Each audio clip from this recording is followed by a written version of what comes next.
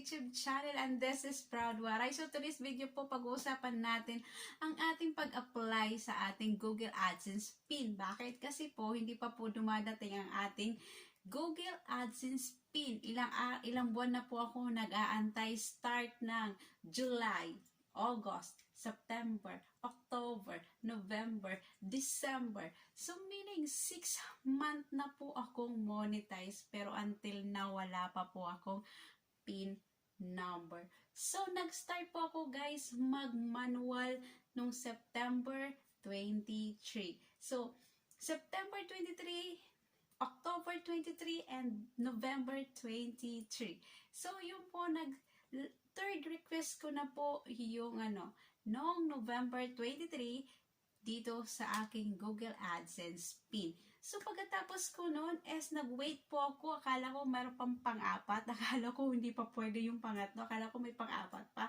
So yun nga guys, ang palitaan ko dito sa Team Premier sa aking mga kasama dito sa YTC na pwede na pala mag-apply pag pangatlo ka na. So sinubukan ko ang aking Ninja na may Google AdSense na may revenue. Siya po ang sinubukan ko mag-apply ako. Kung baka pumasok o hindi, ma-verify pa, ma-approve ba o hindi. Siyempre marami yung pumapasok sa aking isip na mga negative or positive. Pero papasok ba o hindi, ma-approve ba, hindi. Okay, di ba? Kasi para sa akin, okay lang, hindi ma-approve o ma-approve kasi nga, ninja ko. Pero yun, nahihinayang din ako kasi may laman. Kasi ninja ko na lang naman siya. Wala na pong pumapasok na revenue sa akin start ng August. Nag-start na po ako na may gumawa ng panibagong Google AdSense but hindi under ng name ko. Under ng kapatid ng name ko kasi hindi na po pwede gumamit ng Google AdSense ng pangalan ko kasi may Google AdSense na po ako. So, gumamit po ako ng isang Ninja connected sa aking main account gamit ng aking kapatid na pangalan niya kasi hindi na nga pwede yung pangalan ko. So, yun nga guys, pagkatapos ko nun, gumawa na ako ng panibagong kasama ang si Michael P. Vlog sa paggawa. Siya rin ang gumawa nun talaga, as in I swear. Siya ang gumawa nun. Din gumawa na po siya ng panibagong Gmail. Gumawa ko ng panibagong Gmail connected sa aking main account to another Ninja. So kaya nasabi ko, dalawa ang aking Google AdSense from my name, under my name, at saka under ng name ng aking kapatid. So, yung kaya naging dalawa ang aking AdSense. So, August 4, gumawa ko ng panibagong AdSense. Tapos, nung June, na first revenue ko pumasok dun sa Ninja ko na under ng name ko. Na pumasok naman is $143. So, yun nga guys. So, papasalamat din naman tayo na ganun kalaki. Then, ang pumasok sa akin. So, malaking bagay na rin yun sa isang first sahod na magaganap. Diba? So, nakaka-surprise at nakaka-excite na magkakasahod ka na dito sa YT World. Diba? Parang, basta hindi ko mo ma-explain. Abangan nyo na lang sa susunod kong video na gagawin. So, ngayon po pag-usapan na po natin kung paano ba ako nag-apply into manual na mabilisan lang po. Yun po. Siyempre, alam ko naman na dati pa kung paano naman mag-apply ng manual kasi as I said po, marami tayong mga kaibigan dito sa YTC na tumutulong din sa atin kung paano gawin ang isang bagay pag hindi mo alam. Sabi nga nila, pag ang isang tao maraming tanong, mas maraming alam. Sharing lang yan. Pero totoo yun guys. So yun nga guys. So sisimulan na po natin ang ating konting kaalaman lang tungkol sa ating pag-apply ng manual sa ating Google AdSense. Ganito lang po ang ginawa ko at simple lang po. Wala nang iba-iba, wala nang ek. Basta ito na po, sisimulan na po natin. Dami ko sinabi. So yun nga guys, syempre ang unang gagawin po natin is punta tayo sa Chrome tab. Number 1 ng tab. Okay? Pagkatapos ng tab natin is lagay natin Google AdSense. Ayun, then click. And then yun, lalabas na po si Google AdSense. And then pagkalabas ni Google AdSense, makikita na po, andyan na po. Then click natin yung taas. i-click natin yung taas. Ayan, basta makita mo yung taas. Ayan, tapos nun, click and then sign in. Pagkatapos ng sign in mo doon, ayan, click mo yung sign in. Boom, andun ka na, papasok na po tayo sa ating account ng Google AdSense. Pagkatapos natin naman doon sa ating Google AdSense, ay makikita na natin kung magkano ang ating revenue. So nakikita, hindi ko na itong itatago, hindi ko na yan tatakpan, basta $143 yan po. Ayan po ang aking revenue. Wala na pong pumapasok sa akin na bagong revenue dyan sa aking Ninja. Kasi wala na po.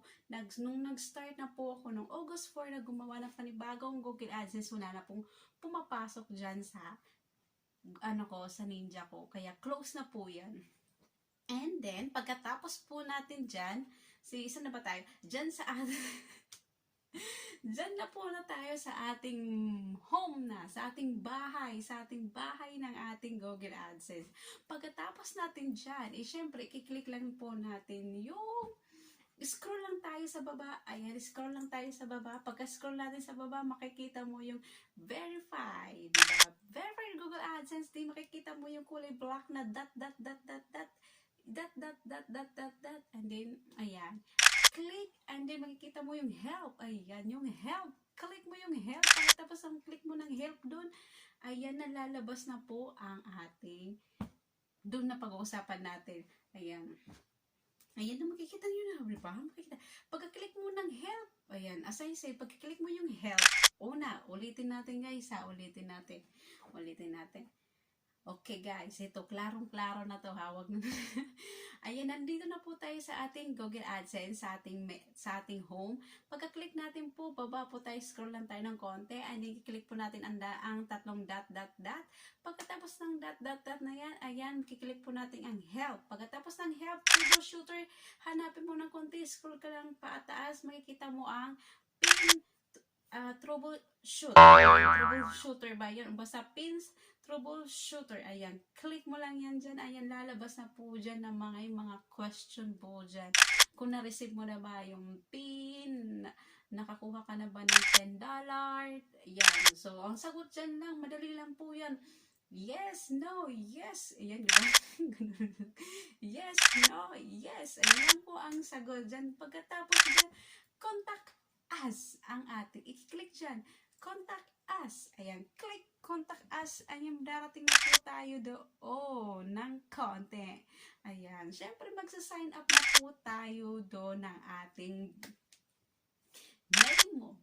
Andun na po yung nakalagay yung ating Gmail. And also yung publisher address. Saan ba nakukuha natin ang publisher address? Siyempre, balik ulit tayo sa ating home. Ayan, balik tayo sa ating home.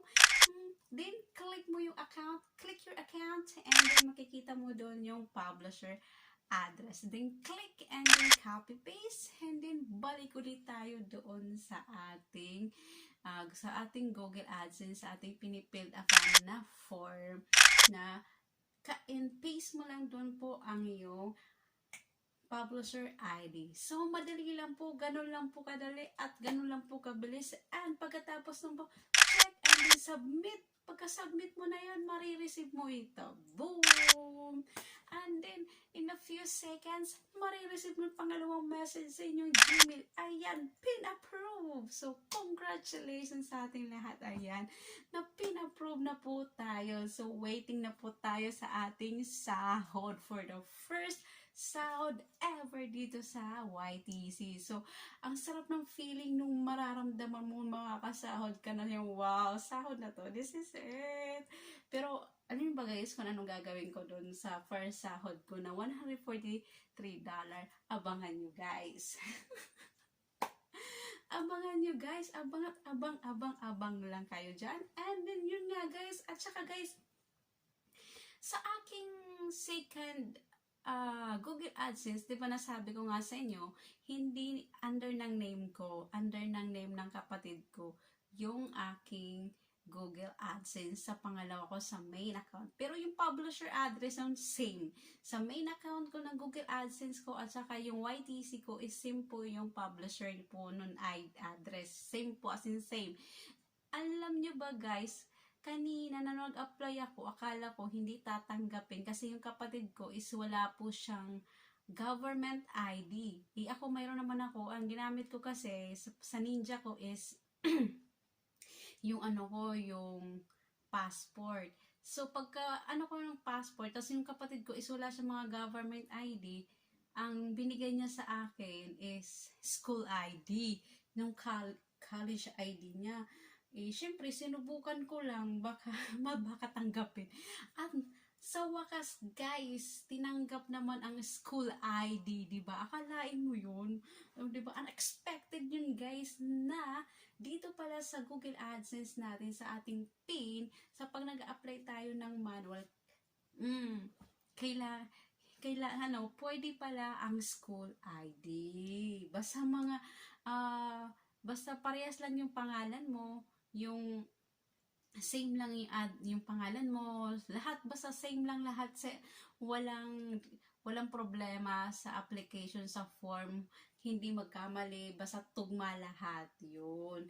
Wala kang poproblemahin doon kung yung YTC mo is same, yung form mo, yung Google AdSense mo is same, lahat same, walang problema doon, kahit anong ID pwede. Oh guys, kasi sabi nila, mga usap-usapan dito, na government ID ng driver license, tapos tapos passport, but now, I know na, kahit school ID pwede. Oh, I guarantee you guys ang gamit ko is school ID ng kapatid ko. Kasi sabi ko nga kanina, yung isang Google AdSense ko under ng name ng aking kapatid. So, ang gamit ko doon is school ID, college niya.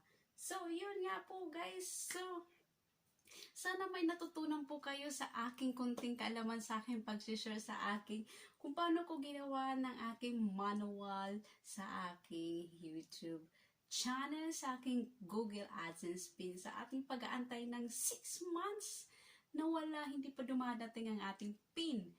Diba? Ang ating PIN number sa ating Google AdSense, 6 months guys, 6 months. Diba sabi nga nila, in 4 months, hindi pa dumating ang ating PIN number, is demonetize tayo, matatanggalan tayo ng Google AdSense. Pero but guys, na-demonetize talaga ako, but it's not the reason na dahil doon.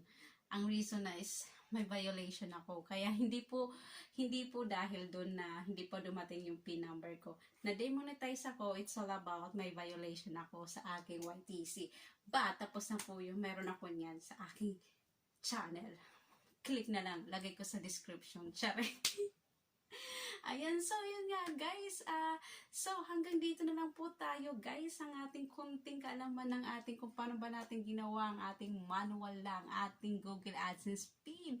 So ngayon po, antayin lang po natin hanggang kung ilang araw ba darating ang ating sahod dito sa ating bank account, kung paano ba papasok. But once guys, hindi ko pa pala nasabi, no, wait lang. Pagkatapos ko pala yun, na-apply ko na, nasubmit ko na pala lahat, syempre, pupunta na po tayo sa payment method. Yun, nakalimutan ko guys. Ayan, pupunta na po tayo sa ating payment method. Pagkatapos sa payment method, kiklik lang po natin ang payment method doon, tapos add na transfer yung account, add account na doon, add bank account, click mo lang yun doon. Pagkatapos doon, ayun, lalabas na po yun.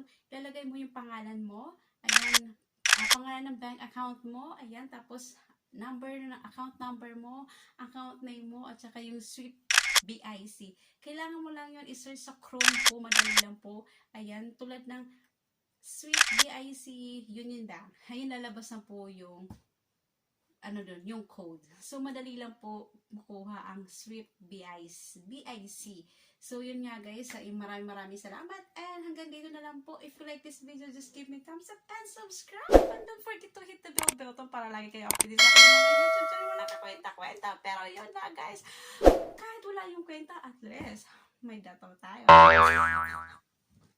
So, yun nga guys, maraming salamat po sa mga bumubuo po sa aking, bumubuo po at sumusuporta sa akin dito sa aking YTC, at sa mga bumubuo po talaga sa mga lumang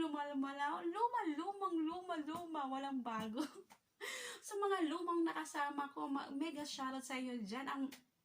Siyempre, kung hindi dahil sa inyo, wala din ako dito. At hindi dahil sa iyo, hindi ako mamamonetize. Sa buong buo ng Team Lami on Solid, si Ros Montecalvo, si Michael B. Vlog, at sa bumubuo din ng SM YouTuber, si Shane TV, at si Ripumo Vlog, at sa lahat ng mga member ng SM YouTuber, mega shoutout, at saka ang Team Premier, ang Team USA, ang Team Hamog, basta mega shoutout sa inyo dyan.